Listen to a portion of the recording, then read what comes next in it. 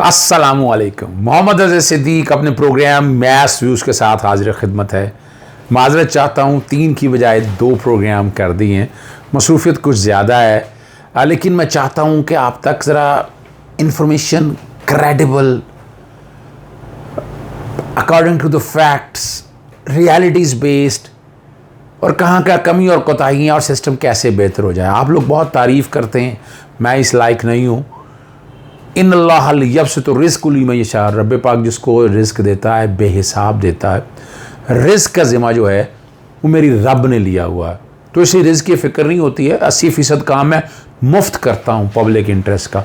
20% में मेरे है कि जहाँ मैं क्लाइंट से पैसे लेता हूँ मैं फ़ीस ठीक लेता हूँ फिर, लेकिन मेरा 80% काम मुफ्त है। तो ये अपना यूट्यूब के हवाले से जो सोशल मीडिया टीम है, एक्सपेंसेस वगैरह उसी में पूरे हो जाते हैं। यानी कुछ लोगों का ख्याल है या खाम ख्याली है कि शायद इससे को बहुत ज़्यादा पैसे बनाए जा सकते हैं। अब तो वकला तो घंटों से हिसाब से पैसे बना लेते हैं, ये तो कुछ भी नहीं है। मकसद सिर्फ ये है आप लोगों तक आगाही रखना, हक़ाइक़ सामने लेना। बार बार मैं फ़ोन पे जवाब नहीं दे सकता मसरूफियत की वजह से। टीवी चैनल्स पे भी मैंने जाना कम इसीलिए कर दिया है कि टाइम बहुत लगता है। 1 घंटा जाना, 1 घंटा आना, और 50 मिनट का ये प्रोग्राम रिकॉर्ड हुआ, उसमें से 10 मिनट की गुफ्तगू, और वो गुफ्तगू भी उनके अपनी मर्ज़ी की। इसलिए मेन मीडिया स्ट्रीम में जाना मैंने बंद कर दिया। असल ख़बरों की तरफ आते हैं। एक तो FIA, और मैं वैसे प्रोग्राम करने से पहले बताऊँ, इस्लामाबाद हाई कोर्ट को सुप्रीम कोर्ट के आज खुद नोटिस लेने के बाद FIA के prevention of electronic crime act के तहत तमाम कार्रवाई रोक देनी चाहिए थी, लेकिन इस्लामाबाद हाई कोर्ट के चीफ जस्टिस सारी इस कार्रवाई को कर रहे हैं। ये मुनासिब नहीं है। सेटल लॉ इस हवाले से बड़ी क्लैरिटी के साथ मौजूद है, और मैं आगे बताऊंगा कि कहाँ कहाँ क्या क्या गैर कानूनी काम हुए, कहाँ इलीगलिटीज़ हैं, और कहाँ अपने हदूद से तजावुज़ किया है। पहले बताते चलें आपको, मैंने आज ट्वीट किया था और बैकग्राउंड पे चल रहा है कि बेगुनाह अफराद के साथ इस ज़्यादती का ज़िम्मेदार कौन है। जुडिशल मैजिस्ट्रेट हसन सरफराज चीमना ने मीनार पाकिस्तान वाक़े में गिरफ्तार 98 अफराद को मुकदमा से डिस्चार्ज कर दिया। ये आयशा इकराम केस की बात हो रही है, और ग्रेटर पाकिलाम मीनार पाकिस्तान के हवाले से टिकटॉकर से बदतमीज़ी या गिरा हुआ जो सलूक है उसके हवाले से है। और आपको याद होना चाहिए कि इस शनाख्त परेड, पहले शनाख्त परेड पे तो आयशा इकराम गई नहीं, जान के मैं बीमार हूँ, और बेगुनाह लोग जो तकरीबन 150 के करीब गिरफ्तार थे। कितने थे? 150। हमारे यहाँ पुलिस की भी इन्वेस्टिगेशन का ये निज़ाम बड़ा अजीब व गरीब है, मैं इससे इत्तफाक नहीं करता। ठीक है, आपने जियो फेंसिंग की, वहाँ लोग देखे, जहाँ लोग देख लिए सभी को धर लिया आप लोगों ने, वो सिर्फ सोशल मीडिया पे प्रेशर आने के बाद। ये ज़्यादती है सारे काम में, और मेरा जानता ख्याल है मैं तजवीज़ दूंगा उन लोगों को जो बेगुनाह पकड़ेंगे ये डेफेमेशन के केसेस दायर करें, आयशा इकराम के खिलाफ डेफेमेशन के केस दायर करें कि उसने अब शनाख्त खुद पहचाना नहीं है, इसका काम नहीं था, वही कह दिया मेरे मुलजम नहीं है, छोड़े इनको। कोई ऐसी बात नहीं कही वहां पर। और पुलिस ने भी बड़ी चालाकी से काम किया। एक अप्रिशिएट करेंगे कि 300 अफराद वहां पर पेश किया। आपको पता है 20-20 के ग्रुप में 15 ग्रुप पेश किए, उसमें बाकी कैदी भी इन्वॉल्व कर दिए थे। उसमें कहा जा रहा था कि 6 के करीब, 10 के करीब लोगों को उसने शनाख्त किया है। कैंप जेल के बाहर लोगों ने बड़ा एहतजाज किया। आपके सामने ज़्यादती है ना जी, कोई भाई बहन बेटे जो हैं बेचारे इज़्ज़त खाक में मिल जाएगी ना। यानी सारे ये एक माशरे में इस्लाह के लिए भी ये मामला है, लेकिन मेरी तजवीज़ है उन सब लोगों के लिए कि वो डेफेमेशन के लिए, और मैं हाजिर हूँ। मुझे कोई कहेगा तो मैं डेफेमेशन में, आयशा इकराम के अगेंस्ट डेफेमेशन में ये केस दायर करूँगा। नहीं, तुम्हारे साथ ज़्यादती हुई है, तुम बाकी लोगों के साथ ज़्यादती तो ना करो ना, जो शरीफ लोग हैं जिनका कोई कसूर नहीं है। तुम्हारे बकौल कई बचाने वाले थे, तुमने तो उनको भी रगड़ दिया सब लोगों के साथ, और बड़ी ज़्यादती की है, और ये ज़्यादती काबिल कबूल नहीं है।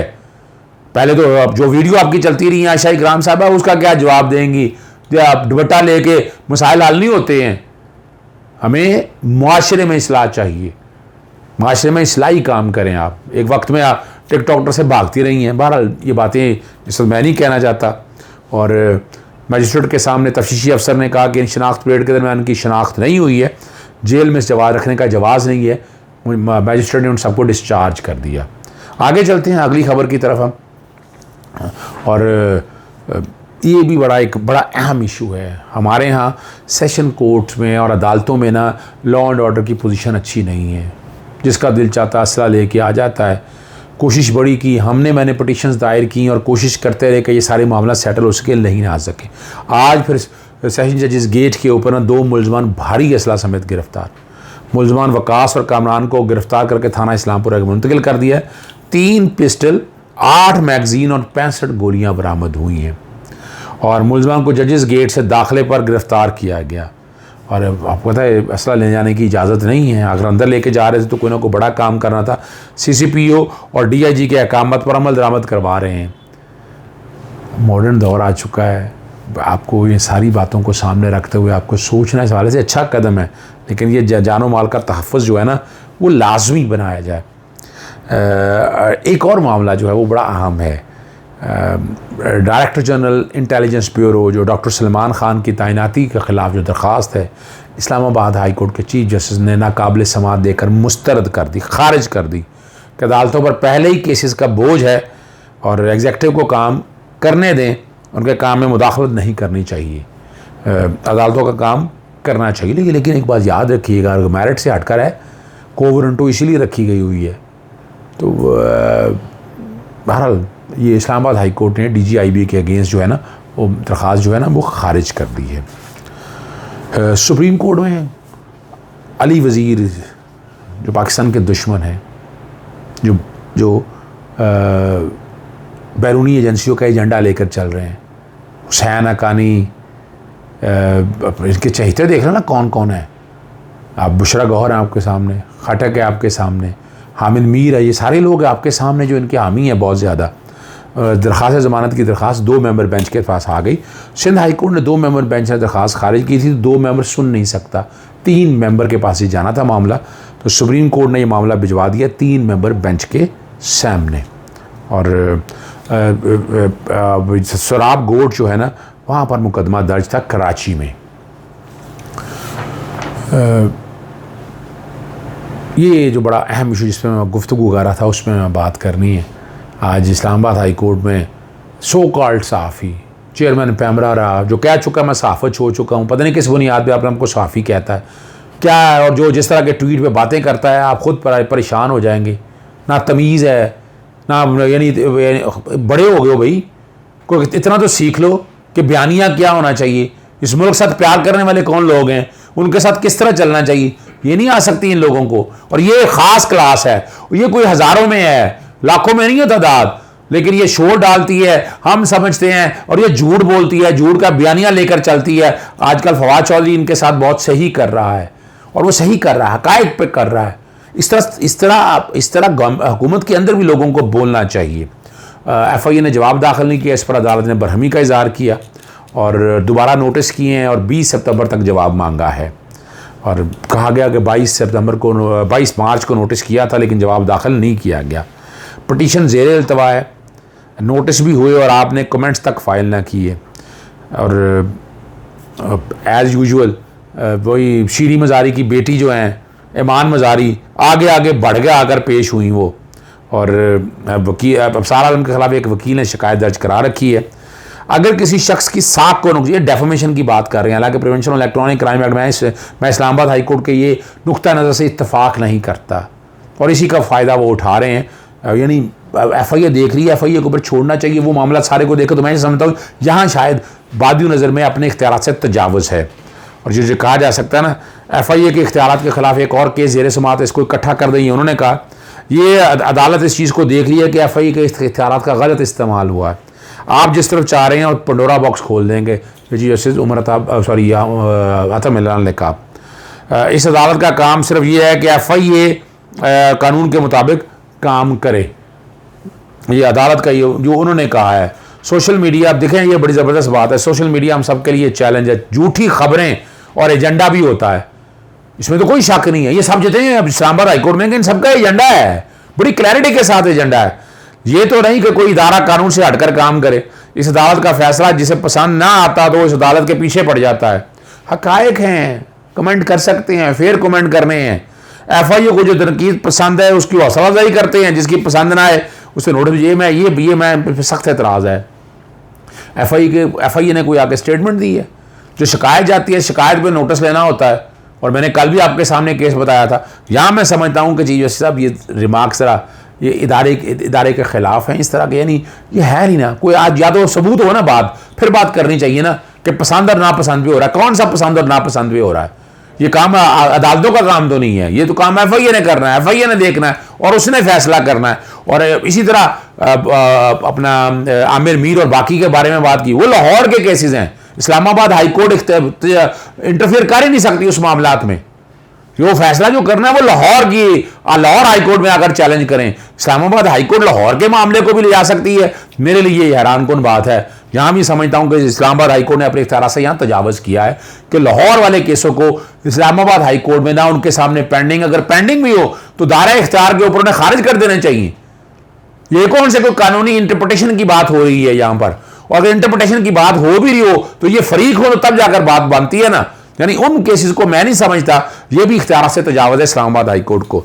और 20 सितंबर तक केस समाअत मुलतवी कर दी। अब सुप्रीम कोर्ट की मौजूदगी में जब सारा रिकॉर्ड मंगवा लिया, जनाब चीफ जस्टिस असद मिल्ला साहब को बड़े अदब के साथ उन्हें रोक देना चाहिए सारे मामलात को, उन्हें आगे कार्रवाई नहीं करनी चाहिए थी।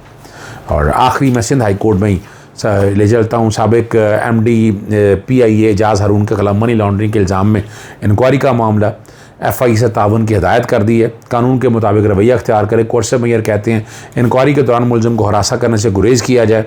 गुमनाम शिकायत पर जो मुकदमा दर्ज हुआ वो कह रहे हैं जी वो गलत है, ये केस FIA के दायरे अख्तियार में नहीं आता और सिर्फ हरासा करने के लिए कार्रवाई की जा रही है। आमदन के ज़राए वाज़े हैं, एजाज़ हारून PIA के मुलाजिम है लेकिन सिविल सर्वेंट नहीं है। इंक्वायरी को गैर कानूनी करार दिया जाए।